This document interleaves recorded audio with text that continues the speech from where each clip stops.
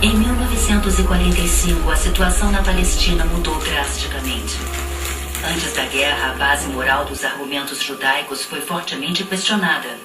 Argumentou-se que as alegações sionistas eram baseadas em promessas bíblicas feitas por Deus a Abraão há milhares de anos.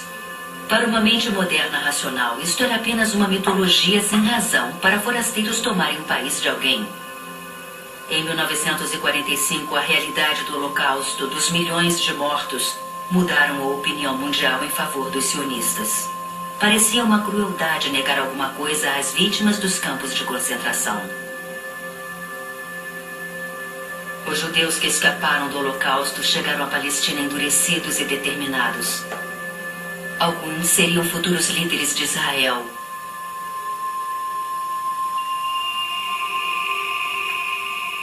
Antes da Segunda Guerra Mundial, a violência vinha dos árabes que se opunham aos planos britânicos para um Estado judaico. Em 1945, os judeus acreditavam que a Grã-Bretanha apoiava os árabes. Muitos, na verdade, culparam a Grã-Bretanha pelo Holocausto por falhar ao impedir Hitler. Estavam determinados a tornar o domínio britânico impossível. Muitos pós-Holocausto acreditavam que qualquer ato, não importasse o quão selvagem, era justificado. A Palestina pós-guerra tomaria forma através dos Estados Unidos tanto quanto através dos britânicos. Os sionistas estavam determinados a envolver a nova superpotência. O seu argumento era de que a Grã-Bretanha estava tão enfraquecida que deveria aceitar um Estado judeu se os Estados Unidos insistissem. O povo norte-americano apoiou a causa judaica. A imprensa britânica enfureceu-se contra o fluxo de dinheiro dos Estados Unidos para a Palestina. O dinheiro levantado em almoços beneficentes em Nova York comprava balas que matavam soldados britânicos. Os judeus norte-americanos tinham peso eleitoral. E em 1944, o Partido Republicano tinha adotado uma política de imigração irrestrita de vítimas do nazismo para a Palestina. Em resposta, o presidente democrata Roosevelt prometeu que os Estados Unidos trabalhariam por uma nação judaica independente na Palestina. Em agosto de 1945, após a morte de Roosevelt, o novo presidente Harry Truman, durante as eleições locais em Nova York, perguntou se a Grã-Bretanha admitiria imediatamente 100 mil judeus europeus na Palestina. A Grã-Bretanha e os Estados Unidos estavam em desacordo.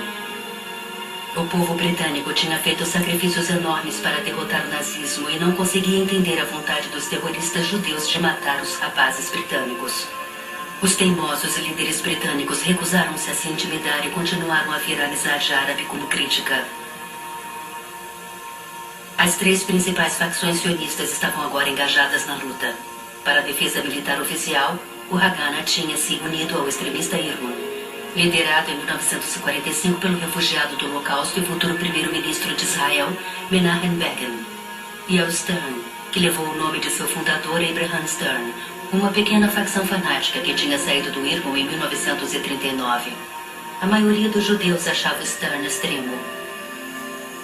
Em 1944, o administrador colonial britânico sênior no Oriente Médio foi assassinado pelo Stern. Seus assassinos foram entregues aos britânicos pelo Haganah. Em julho de 1946, o Irgun explodiu uma grande bomba no quartel-general britânico no Hotel Rei David, em Jerusalém, matando 91 pessoas. O ataque criou uma divisão entre o Haganah e o Irgun e endureceu os corações dos britânicos. A Marinha Real começou a interceptar navios que levavam imigrantes judeus ilegais. Os refugiados foram mortos em colisões no mar. Os sobreviventes dos campos nazistas foram mandados para os campos de concentração britânicos em Chipre. A Grã-Bretanha travava uma guerra perdida com a imprensa, enquanto a imprensa norte-americana pró-sionista mostrava imagens dolorosas dos britânicos deportando homens, mulheres e crianças que reagiam. Enquanto os terroristas judeus tentavam destruir o governo britânico, a Grã-Bretanha continuava com suas táticas pré-guerra de revistas, patrulhas e toques de recolher. A agência judaica continuava com sua tática de aumentar, legal ou ilegalmente, o número de judeus para ganhar uma posição mais forte de barganha. A tensão crescia entre a geração mais velha, que era a favor de uma tomada gradual, e aqueles que queriam a ação militar. No final de 1946, a liderança passou para grupos militantes que tinham resolvido suas diferenças. O Irgun e o Stern raptavam, torturavam e assassinavam soldados britânicos. Finalmente, 100.000 soldados foram comprimidos na Palestina, produzindo apenas um pequeno fluxo estável de mortes britânicas, minguando aos poucos a vontade britânica. Em março de 1947, o Irgun bombardeou um clube de oficiais britânicos. Em abril, os britânicos enforcaram 4 membros do Irgun e 2 membros do Stern se mataram na prisão pouco antes da execução. Em julho de 1947, o navio Êxodos, levando mais de 4.500 imigrantes judeus, zarpou da Alemanha para a Palestina. Ao mesmo tempo, o Irgun raptava e matava 2 sargentos do exército britânico em uma imitação cruel e grotesca de uma execução legal. Seus corpos enforcados foram encontrados em um alçapão. A Grã-Bretanha ficou indignada. Houve violência antijudaica na Grã-Bretanha. Suásticas foram pichadas em sinagogas em Londres. A Marinha Real interceptou o Êxodos e o mandou de volta para a Alemanha, o que foi considerado como uma barbaridade pelo mundo afora. Em 1947, a Grã-Bretanha retirou o pessoal não essencial da Palestina e abriu mão de qualquer responsabilidade de achar uma resposta. A Grã-Bretanha entregou o problema para a nova Organização das Nações Unidas e anunciou que deixaria a Palestina em setembro de 1948. A ONU designou uma nova comissão de averiguação, desta vez internacional. Os britânicos podem ter desistido de tentar achar uma resposta, mas a violência continuou.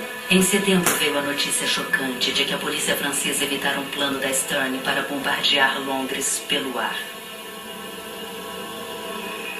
Em novembro, as Nações Unidas ainda propuseram uma outra partição quase idêntica à sugerida pelos britânicos anos antes, separando a Palestina em estados judeus e árabes com uma zona internacional em volta dos locais sagrados.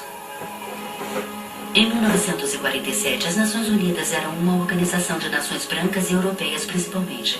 Pelos padrões de hoje, a resolução da ONU aprovada em 1947 é espantosa. Imaginem a ONU atual sobrepondo os desejos da maioria nativa, concedendo a maior parte de um país para uma minoria imigrante estrangeira. Os árabes rejeitaram a partição com tumultos nas ruas, mas os sionistas aceitaram. Os judeus dançaram nas ruas e ordenaram secretamente que o Haganah se preparasse para a guerra, para conquistar mais terras. Multidões árabes atacaram negócios judeus enquanto os soldados britânicos apoiavam e evitavam que o Haganah interviesse. Em Jerusalém, nas 6 semanas do fim de novembro de 1947 até o início de janeiro de 1948, houve uma média de 46 mortes por dia. Nos meses finais do domínio britânico, poloneses e iugoslavos que serviam ao exército britânico desertaram e se uniram a prisioneiros alemães libertados na guerra que travavam como mercenários no lado árabe. Desertores do exército britânico tomaram parte em um ataque ao principal jornal judeu, o Palestine Post. Áreas externas controladas diretamente pela Palestina britânica caíram em uma anarquia sem lei. O povo da Palestina sempre foi vítima de forasteiros. No planejamento da Guerra Fria norte-americana, a amizade árabe era agora mais importante do que um Estado judeu. A temida partição pela América do Norte empurraria os árabes em direção ao comunismo. Então foi em março de 1948 que os Estados Unidos reverteram sua política de apoiar um Estado judeu e recomendaram que toda a Palestina ficasse sob o domínio das Nações Unidas. As Nações Unidas tinham pedido à Grã-Bretanha para preparar a Palestina para a partição em setembro de 1948. Mas a Grã-Bretanha simplesmente já estava farta e começou a sair de lá 6 meses mais cedo. A Palestina foi a única parte de seu império que a Grã-Bretanha simplesmente abandonou.